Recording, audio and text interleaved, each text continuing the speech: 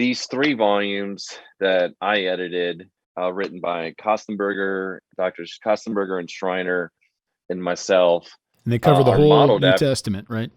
the whole thing, Yeah. are modeled after these Old Testament ones. I really like, I I use these handbooks often in my own work.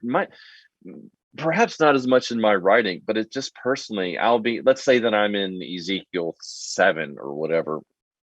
Like, I don't think I know this text all that well. How does it resonate with the surrounding and instead of me just laboring hours and hours, well, I just pick up a handbook and I can look it up and it gives me just a snapshot of what that text is about. So I say, oh, okay, I understand now what's going on.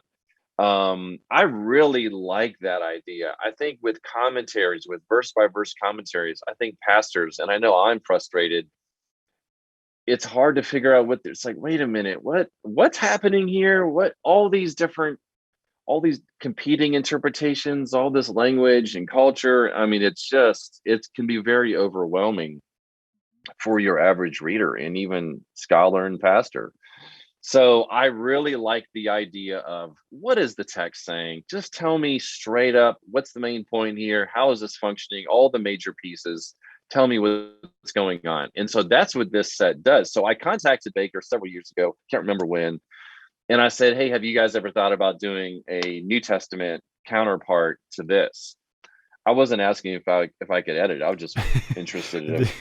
You haven't I learned the trick I yet I with just wanted to know. I just wanted to know if it was on yeah, their radar, and they right. said no, it's not on our radar, but that's a good idea. So we eventually planned it out, and I got these guys to write these 2 volumes, and yeah, so we finally finished it, and Baker's actually redoing these Old Testament volumes. I don't know the state of them. I don't know where they are in the process, but I know that they are redoing these 4 volumes, to give something a little bit more updated. But I'm thrilled with how it went. I had such a good time writing this. I think this is my favorite book that I've written. Tom Schreiner, he told me he had a blast writing his, and I hope Andreas did as well. Oh, I didn't sure. ask him if he enjoyed it, but uh, I know Tom did. It's really interesting, and I was refreshed. I've used those Old Testament handbooks on occasion in my own study. Even working on some text. It's so handy. It was helpful Right. to me to be reminded of the place and to see again the place for a handbook. So I'm curious how you see this literary form, this form of literature of biblical studies, how it fits into the landscape of what's available. We have commentaries on one respect. We might have high level surveys on another end. Where does a handbook in general, but this series and specifically this book, where do you see it fitting in that range of That's a great literary options? question. Yeah, it's in between a verse by verse commentary and a New Testament introduction. A New Testament introduction just lightly touches the Mm-hmm. text. Verse by verse commentaries, it's a verse by verse commentary. And these handbooks are great for pastors who are just, tell me what's going on in Matthew 13. What's going on in Matthew 16? Just help me with the big picture. How are all the pieces together? What is Jesus doing here? Just big.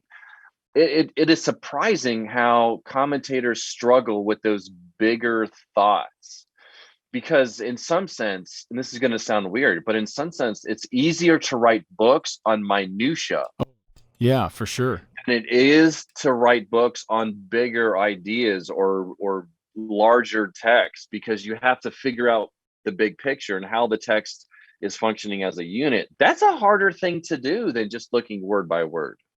And it's I really agree. even harder to preach. Yeah, It's easier to preach word by word than it is thought by thought or right. paragraph by paragraph. That's Totally. more difficult.